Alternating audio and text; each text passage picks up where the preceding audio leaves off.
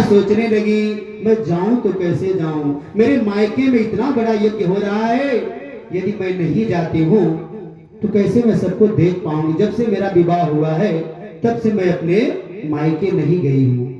पहले के जमाने में लोग बेटियों को विदा कर देते थे, इतना दूर विदा कर देते थे, साधनों की भी कमी होने की वजह से लोग वहां तक पहुंच नहीं पाते थे।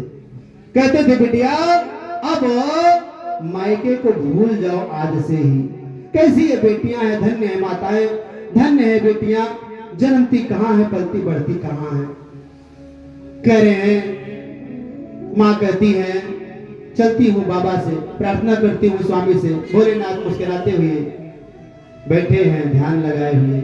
मैया पहुंचती हैं, पैरों को दबाने लगती हैं। माताएं देखिए पूरा अधिकार है, लेकिन पति से जब कहना होता है कैसे भाव से कहती है। पैर दबाना शुरू कर दी। भगवान भोलेनाथ मुस्कुरा रहे हैं, प्रिय क्या बात है, कुछ ज्यादा ही सेवा आज कर रही हो। नहीं स्वामी, हम पतिव्रताओं का तो धर्म ही है पति सेवा करना, बस मैं अपने धर्म का निर्वाह कर रही हूँ स्वामी। नहीं प्रिय, ऐसा नहीं है, धर्म का निर्वाह तो कर ही रही हो, लेकिन मुझे लग रहा है कि तुम्हारे मन में कुछ चल रहा है। सो बताने की कृपा करो, बताओ क्या तुम्हारे मन में चल रहा है, निसंकोच बताइए। सती जी ने अपनी बात जरा घुमा करके, महिलाएं बहुत ही चालाक होती है, बहुत होशियार होती हैं। सती जी ने अपनी बात जरा से घुमा कर कही है, भोलेनाथ आपकी ससुराल में आपके ससुर जी ने बड़ा भारी यज्ञ किया है। वैसे तो अकड़ के कहेंगी हमारे नैहरे, हमारे पिताजी, हमारे भैया, लेकिन आज हमारे वाली बात नहीं है स्वामी। आपके ससुराल में आपके ससुर जी ने बहुत बड़ा यज्ञ किया है, ताकि भोलेनाथ जी को अपनत्व सा प्रतीत हो। भोलेनाथ हंसकर बोले, तो देवी क्या ससुराल से मेरे लिए कोई निमंत्रण आमंत्रण आया था क्या? सती जी ने कहा आया तो नहीं स्वामी, पर मेरे पिताजी भेजे जरूर होंगे। हो सकता है डाक गड़बड़ा गई हो, जिसको निमंत्रण दिए हो वही न लेकर के आया हो, पर मेरे पिता निमंत्रण जरूर भेजे होंगे। भगवान भोलेनाथ से कहने लगी, स्वामी मेरे मन में बड़ी इच्छा है कि मैं भी वहां जाऊं। बस मेरे मन में एक ही कामना है कि हम 16 महीने हैं, विवाह के बाद से कभी मेरा मिलना नहीं हुआ है। आज इस यज्ञ में सभी मेरे बहनें आएंगी, सभी मेरे बहनोई आएंगे, और हम सभी लोगों से एक साथ मिलना होगा, देखना होगा कितना आनंद आएगा। सबसे मिलने को, सबको देखने को मेरा बड़ा मन हो रहा है स्वामी, और आप भी चलिए, आप भी सबसे मिलेंगे, आपको भी मिलकर के बड़ा ही आनंद आएगा। भगवान भोलेनाथ माँ की मन स्थिति को समझ करके कहा, ए प्रिय चलने में तो मुझे भी कोई आपत्ति नहीं है, चले चलते, तुम्हारा भी कहना तो बिल्कुल उचित ही है। ऐसे ही अवसरों पर स्नेही जनों से भेंट हुआ करती है, सबसे मिलना जुलना होता है, परंतु आने जाने में तब आनंद आता है जब जिसके घर हम जाएं वो प्रेम से मिले। स्वामी आप कैसे ये जान गए यहीं बैठे बैठे सब कि आपसे कोई मिलेगा नहीं, प्रेम से नहीं मिलेगा, ये सारी बातें आप यहीं से कौन सोच ले रहे हैं? चल कर तो देखिए। भगवान भोलेनाथ कहते हैं, प्रिय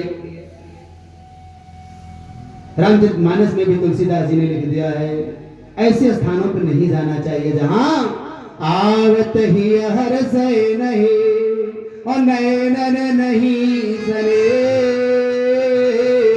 तुलसी तहां न जाइए चाहे कंचन बरस में, तुलसी तहां न जाइए।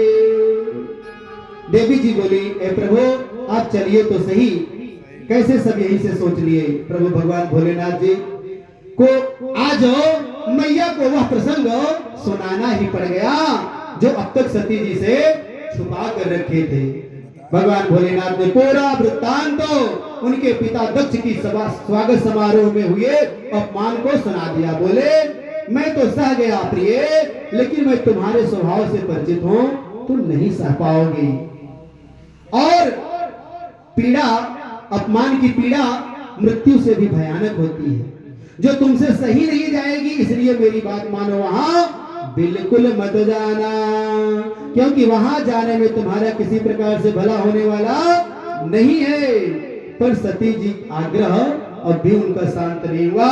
भगवान भोलेनाथ मेरे इतना समझाने के बाद भी सोच रहे हैं कि जब पार्वती नहीं मान रही है तो पुरुषार्थ करने में कोई कसर नहीं छोड़ना चाहिए। उसके बाद भी यदि बात न बनती हो तो नारायण के ऊपर छोड़ देना चाहिए। क्यों? क्योंकि लिखा है असंभव हेम मृगस्य जन्म तथापि रामो लुलुभाय मृगाय प्रायः समापन्न विपत्ति काले धियो विपुंसां मलिना भवन्ते। भगवान रामचंद्र जी मां जानकी साक्षात परमपिता परमात्मा के अवतार, सोने के मृग का जन्म ही असंभव है।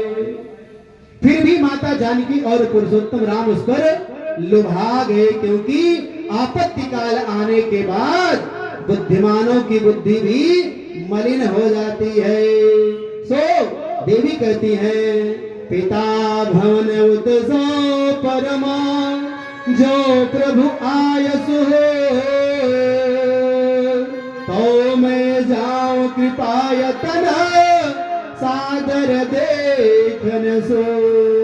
पुनः निवेदन करने लगे।